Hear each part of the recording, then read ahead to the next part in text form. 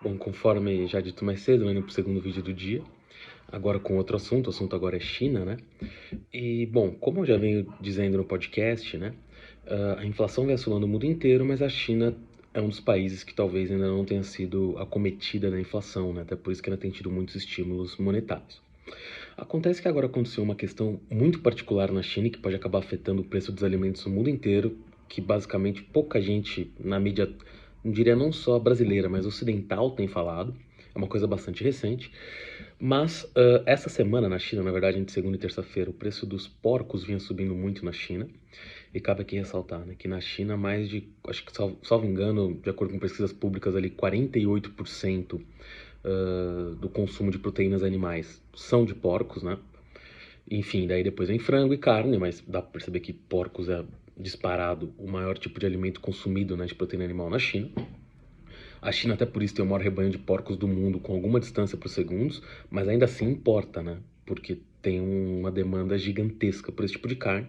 E aliás, a posição, né, da carne suína em relação à bovina e a de frango, né, no mundo acaba sendo relevante por causa da China, porque em outras localidades, de forma geral, países grandes, ela não, nenhum outro assim de cabeça, ela é a primeira carne consumida.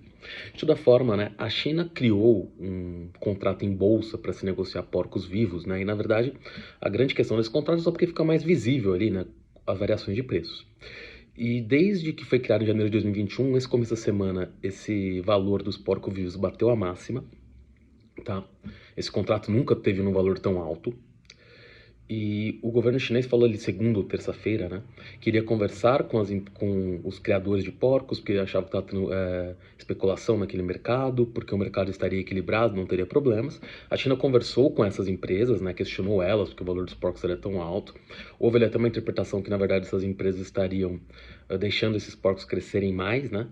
E retardando a venda, porque porcos mais pesados valem mais dinheiro, e com isso estaria faltando uma falta ali de porcos no mercado a curto prazo.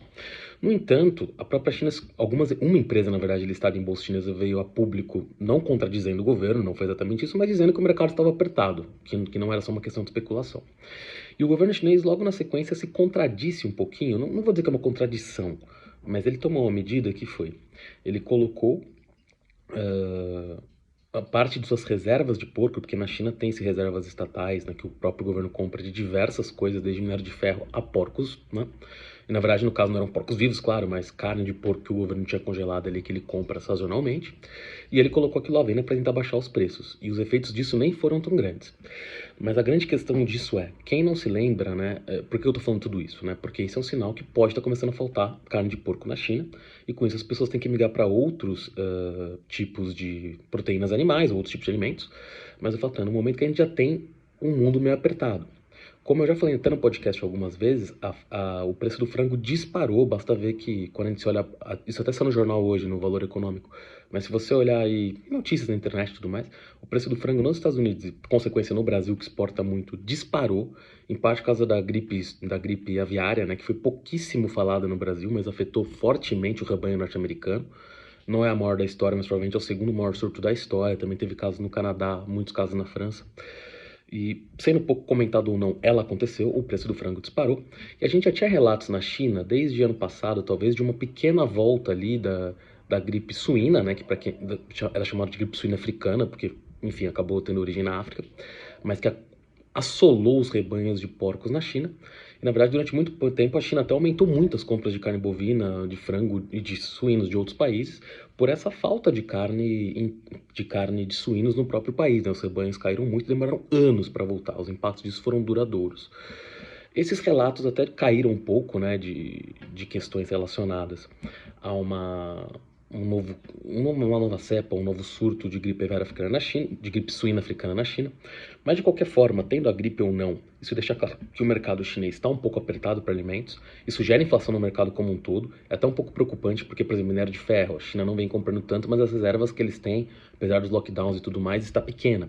Então pode ser um sinal que o governo chinês, para algumas coisas, está com reservas não tão grandes, embora, como eu já falei até no podcast também, para alimentos, principalmente milho, soja, até mesmo defensivos agrícolas, eles estão com com estoques recordes. Mas, de qualquer forma, qual que é o impacto disso no final do dia, né? A gente já tem um aumento dos alimentos no mundo inteiro por causa da guerra, por causa que eles produzem muitos grãos, embora até no caso do milho, o Brasil vai ter uma safra recorde, isso até ajudando aí um pouco, não que o preço dos alimentos tenha caído já para as pessoas, talvez esteja até aumentando, mas tem um potencial de fazer os custos, né, para os produtores de animais, de alimentos, principalmente de bovinos, suínos e aves aí, né, caírem um pouco. Mas, se a gente viver num cenário em que a carne suína realmente subir tanto na China e continuar em patamares altos, a tendência, até porque teve alguns relatos ali que por causa dos lockdowns, teve uma má distribuição de comida na China, algumas pessoas reclamavam que não estavam recebendo alimentos suficientes, e agora com a reabertura e com um pico do consumo novamente, possivelmente, existe uma chance real, né, da China ter que aumentar as suas importações de carne bovina, de frangos e suína, né, no momento em que já não tem excesso disso no mundo, até porque de carne de frangos, a Ucrânia também é um grande produtor, a Rússia também é um grande produtor, a Rússia também é um grande produtor de suínos, e muitos países nem estão importando esse tipo de alimento da Rússia, né, e quem vai dizer da Ucrânia, onde está impossível. O país está tem uma guerra lá dentro, né? Então, dentro desse cenário, a gente pode ver uma espiral inflacionária em alimentos ainda maior. Isso pode ser muito ruim, inclusive, para o consumidor brasileiro, já que a gente tinha uma possibilidade, que nem estava concretizada ainda, de uma pequena queda no preço dos alimentos, já com essa possível diminuição dos custos, né? Com essa safra recorde de milho. Mas agora é muito possível que a China venha fazer compras muito grandes do Brasil, até de suínos, então vale a pena ficar de olho nisso, porque como eu disse, o preço do frango já está na máxima histórica, talvez não na máxima histórica, mas na máxima de muito tempo, mais de 10 anos que o frango não atingiu esse nível de preço no mercado internacional. A carne bovina não está barata, embora você tenha ali uma quebra de ciclo, talvez nos Estados Unidos, isso ainda está sendo discutido com relação ao gado, não vou entrar aqui nos detalhes sobre isso, mas e agora você pode ter um aumento no preço da carne suína. E aqui, só porque eu também acabo falando um pouco de ações aqui, né, vale mencionar que nesse cenário a BRF caiu muito, muita gente acredita, já está se beneficiando muito do preço atual do frango, é a 10ª maior produtora do mundo, de acordo com algumas pesquisas de sites, né? Aí tem que ver se realmente está nesse nível, mas de qualquer forma, isso eu estou falando de suínos, aqui de frangos ela ainda é mais bem colocada. Mas é uma das produtores de suínos do mundo, é uma ação que está muito barata, tem um potencial muito grande para se valorizar agora baseado nisso.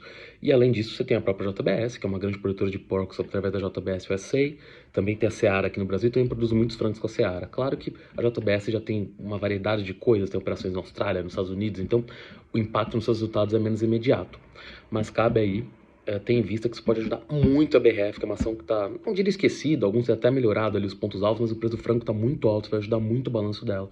E o de suíno agora tem um potencial para crescer ainda mais. Vendo do lado do Brasil, tá? Do país e do mundo, mas especialmente do país que a gente vive, a gente tinha um potencial para o preço dos alimentos cair um pouco menos, mas a se confirmar essa situação chinesa, que também pode ser um problema ali de curto prazo, mas pelo nível de solução que o governo está me dando, não me parece um problema tão de curto prazo assim como a gripe aviária ninguém falou, e quando viu o frango subiu 60, 50, 60, 70%, em especial no mercado americano, mas como todo mundo exporta, né, enfim, isso acaba também chegando aqui no Brasil. Tem o risco disso também acontecer com suínos agora, tá? Então vale a pena ficar de olho, e isso pode sim gerar uma espiral inflacionária em cima de alimentos que podia cair um pouquinho nesse momento, mas pode ser que não caia devido a essa questão chinesa, que você não vai ver nos jornais, não tem ninguém falando por enquanto, mas talvez quando comentarem você já vai estar sentindo no bolso. Então é isso, vale a pena ficar de olho, isso pode ter diversos impactos, inclusive em eleições no Brasil, porque alimento é a coisa mais difícil de se comprar, né? Enfim, e mais necessária, né? Ninguém pode passar fome. Então, vamos ver até onde isso vai chegar. E lembrando, isso acaba abrindo oportunidades aí nessas duas ações que eu comentei. Por hoje é só, até a próxima.